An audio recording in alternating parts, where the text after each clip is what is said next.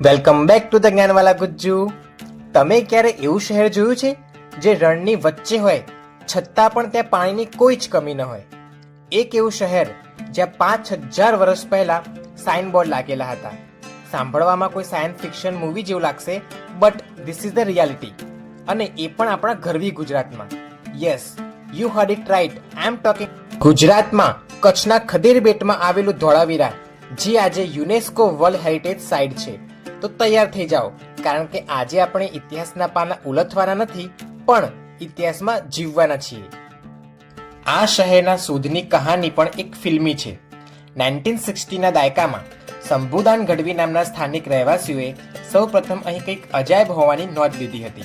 પણ સત્તાવાર રીતે 1967 અને 68માં ભારતીય પુરાતત્વ વિભાગના જેપી જોશીએ આ સ્થળ શોધી કાઢ્યું. અને સાચો ધડાકો તો ત્યારે થયો જ્યારે 1990માં RS બિસ્ટના નેતૃત્વમાં અહીં ખોદકામ શરૂ કર્યું અને એક આખું મોટું શહેર ધરતીના પેટાળમાંથી બહાર આવ્યું.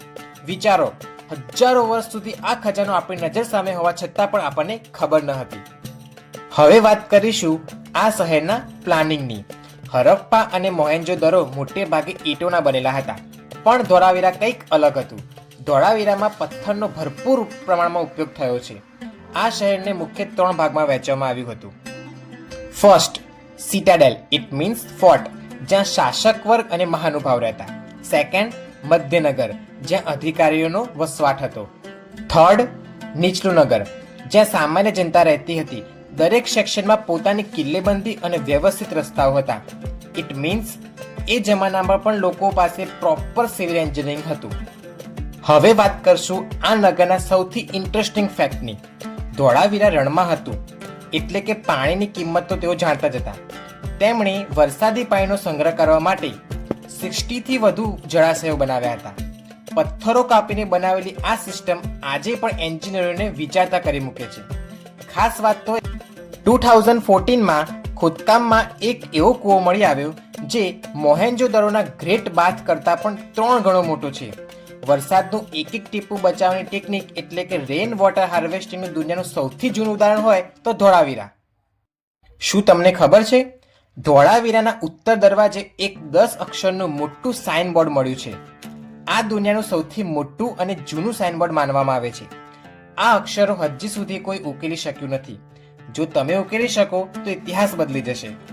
અહીંથી સોનાના દાગીના, મણકા, માટીના વાસણો, શંખની બંગડીઓ પણ મળી આવી છે.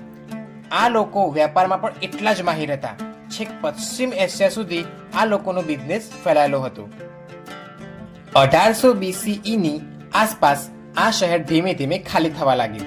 કદાચ ધરતીકંપ કે પર્યાવરણના ફેરફારને કારણે આ મહાન સભ્યતાનો અંત આવ્યો. પણ આજે એના ખંડેરો પણ આપણને ગર્વ કરાવે છે. તો તમને કેવો લાગ્યો આપણા ગુજરાતનો ભવ્ય ઇતિહાસ? જો ગર્વ અનુભવાયો હોય તો કોમેન્ટમાં જય જય ગરવી ગુજરાત લખવાનું ભૂલતા નહીં. અને આવી જ ઇન્ટરેસ્ટિંગ વાતો માટે સબસ્ક્રાઇબ કરો જ્ઞાનવાલા ગુજ્જુને. મળીશું એક આવા જ નવા વિડીયો સાથે. ત્યાં સુધી જય હિન્દ, જય ભારત.